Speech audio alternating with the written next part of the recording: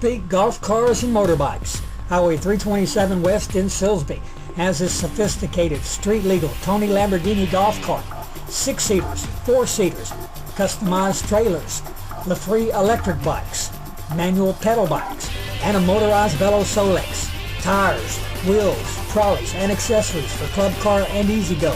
SportsSpeak Golf Cars and Motorbikes, Highway 327 West in Silsbee. Call them at 385-3838. JP White, happy to have CEO Gehrig Brown, the banker. Hello, Mr. Brown. Hello, Mr. White. How you doing? I am very, very good. Thank the Lord, good to me.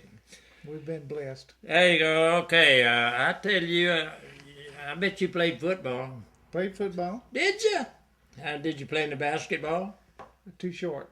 Too short? Oh. Played baseball, football, and ran track. You know, this running track, that's something. I didn't coach with it. I did broadcast a few track meets a little bit. Don't know much about it. But baseball and basketball are my favorite sports. And you said, okay, you didn't do any, did you go into college? And you just played in high school? Where in high school did you play it? Silsbee. I bet you could tell us some good stuff about baseball. I could tell some. Played about 4 years of semi-pro baseball. Oh, there we go. Now you're cooking. Yeah. Well, where did you play? Right here in Silsbee. Well, where's semi-pro? Huh? You said you played some semi-pro. Yep. Where would you do that? Well, we played here. Here? Here in Silsbee, and we'd play down in Beaumont, the Beaumont Exporters, and we'd go over to Louisiana and play Vinton. And you had a Silsbee team? Yes, sir. What's the name of it? Silsbee what? I don't recall. Oh, you probably had one. Silsbee baseball team. Okay. But Sleepy Sanford, Jesse Sanchez. I know Alan's dad, yeah. Yeah. And Jesse Sanchez. I know knew Jesse, yeah. He's a fine guy. Billy Tarver. Oh, wait a minute now. Billy Tarver. Yeah, okay. Linwood Jones. Who? Linwood Jones. I don't guess. He played up in AAA for the Detroit Tigers. Oh, okay. He's a good pitcher. Was he Richard or some of those Jones? Was he Richard's brother or uncle or something? No. He lived. His mom lived over in Woodrow. Okay. But he was a good ball player. Okay. Had a good baseball head on him. And some you remember some of the others? Yeah. Tell me about them. Who are they? Glenn Green. Okay. You know, he used to coach here in Silsbee. Yeah.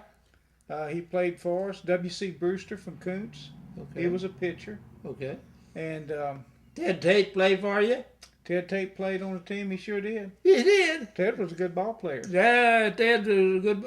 He's a catcher or something, wasn't he? He played right field for us. Okay. And I thought he okay. And some first base.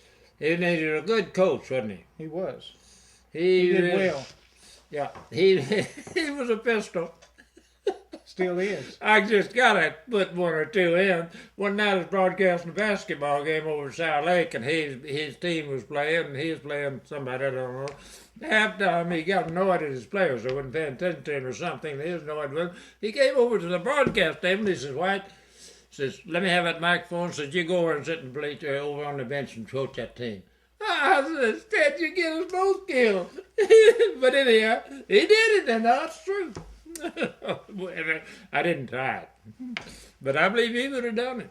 Okay, let's get on back with the baseball game. You know, a lot of people go see a baseball game, they hear it on radio, they see it on television, they still don't really know what's going on sometimes. Back to the basics, okay? Tell me, okay, how many men are they playing out there when they're playing a baseball game? 9. How about softball? 9, 10. There you go. You got a rover. Okay, a rover. Yeah. Okay. All right, then tell me, what can you tell me about baseball that you think that's, we want the basics. So tell me something. How's it played? I had a teacher one time tell me that she'd rather watch baseball than she had football or any other sport because you could see each one of the team members making a play, as opposed to football because it just looks like a bunch of scrambling out there. But when baseball, you had a hitter, he hit to a person, they'd play the ball, throw it to first, and you could follow the ball. It's not that easy, she said, in football. But that's just her own opinion. I loved them all. Okay. Now, okay. How many bases did they have in the baseball game? In baseball, Yeah. they got the home plate. That's not a base, is it? No. That's home plate. You got Okay. first base, second base, and third base. So 3 and a 1. Okay. All right. Well, home plate. Okay. What? Sometimes they talk about this guy gets a hit, he gets on without any errors or anything. They have different class hits. Different. What are they? Like a single. Got and your what- single, Okay. got your double, Okay. got your triple. Okay. Of course, got your home run, Okay. and you can hit for the cycle, Okay. which is better than a home run. Okay. A cycle is whenever a baseball player in a 9-inning game or whatever, he gets a single, a double, a triple, and a home run. Come on. That's what I you call know hitting that. for the cycle. Oh, how about that? All right. That's good. And Lou Gehrig get a lot of them. Lou Gehrig was good, wasn't he? He was a good ball player. Did you tell me on the air how you got your name? No, you hadn't. I hadn't. How'd you get that Gehrig name? Now Well, that you... my father was an avid baseball fan. And, of course, this was back in his day, Lou Gehrig's day, when he played for the Yankees. So when I was born, he named me Gehrig.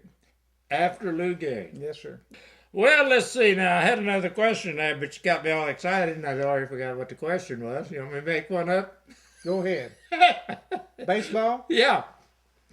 Well, Tell me something. I told you that whenever I was a young fella, I collected baseball cards.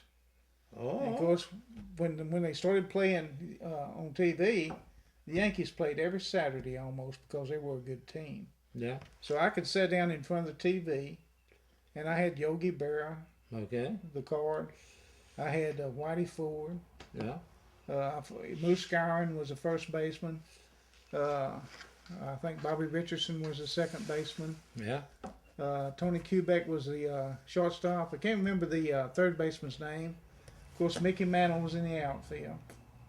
And I had all these baseball cards. I see. And so man, I had some money there, in today's market. Well, you still got them? No. What'd you do with I them? got to tell you what happened. I went into the Marine Corps. My younger brother went to Vietnam, came back, and realized that the prices for baseball cards was pretty good. So I went home to try to find my baseball cards in my shoebox. So I asked my mother, "Mom, where are my baseball cards?" She said, "Oh, your brother used them for motors on his bicycle." So You mean what? Like they were all gone. put them in the wheel and make noise? Put a paper clip, a clothespin, and put them and it goes through the spokes and makes a more noise like a motor. Yeah. Of course, they were all ruined, I was never Thrown away. really. Go ahead. and they were all thrown away. So Yeah, okay. I was never really a collector, but I got a few of those things now. Now, you mentioned Yogi Berra. He has some good sayings in life, and some of them are something about come to the fork of the road, something, take them. Tell me some of those things. You remember? well, one of them's when you come to the fork of the road, take it. And the reason why he said that is because he lived on basically a cul-de-sac, Yeah, and the road went around and came back here. yeah. So it didn't matter where you went, left or right, you went to his house. And of course, another one is 90% of all putts that don't make it to the hole don't go in. Wait a minute, what's that? 90% of all the putts In golf. in golf don't go in. Yeah.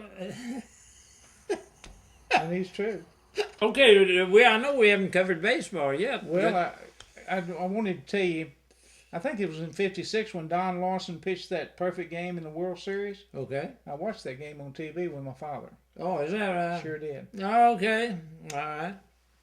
It's hard enough to pitch a perfect game, but then in the World Series, that's something. Yeah. No, our old buddy Nolan Ryan picked a few of them, hadn't he? But he didn't play for the Yankees, did he? No, he didn't. Oh. Astros and Rangers.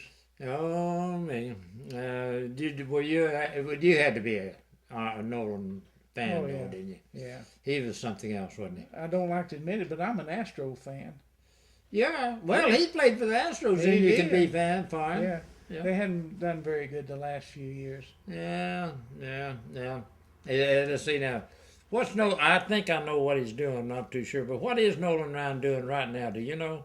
He owns the Rangers. He's part owner of the Rangers, Okay. and he's also for Osham. He does advertising for them, the foundation people for crack slabs. Okay. He's on TV a lot with them. Didn't he used to be a banker? I think he used to own part of a bank. Okay. He was ownership in the bank, but I don't think he actually worked in the bank. Yeah. I got to tell you this story about Nolan Ryan. Tell me. I was watching, I think, ESPN one time, and they had one of Nolan Ryan's friends, and they were talking about Nolan, and he said that they were in Dairy Queen eating lunch, and they had hamburgers and an onion ring. Had ordered onion rings, and they were eating those onion rings, and he looked over there. His friend said he looked over there at the booth, and there was a couple of ladies that were talking to each other, pointing over there at him, and one got up and started coming over here, and he said he leaned over and told old Nolan, he said, "Get ready, you're going to have to sign an autograph." He said, "Okay." So she walked over there and she said, "Sir, I've got my camera here. Would you mind holding that onion ring up? I want to take a picture of that onion ring." So what do you think that wife's husband said whenever he saw that picture? Yeah. She didn't even know who he was. That's a good story. Yeah, it is. But I want to know something about philosophy of life. Give me something about philosophy of life. Well, we're all made in the image of our Maker. Okay.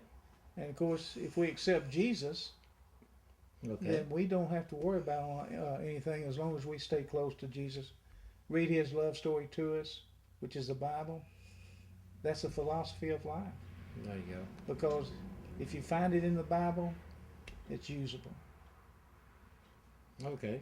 And it tells us, you got the 10 Commandments, but Christ gave us those 2 important commandments. Love the Lord thy God with all thy heart, and love your neighbor. That's all you have to do. Okay. Everything else will take care of itself. Just like that bottom line, it'll take care of itself. Yeah. Gehrig Brown, I'm telling you, you've really given me some good information. I've enjoyed this. Well, I have too, JP. I appreciate you asking me.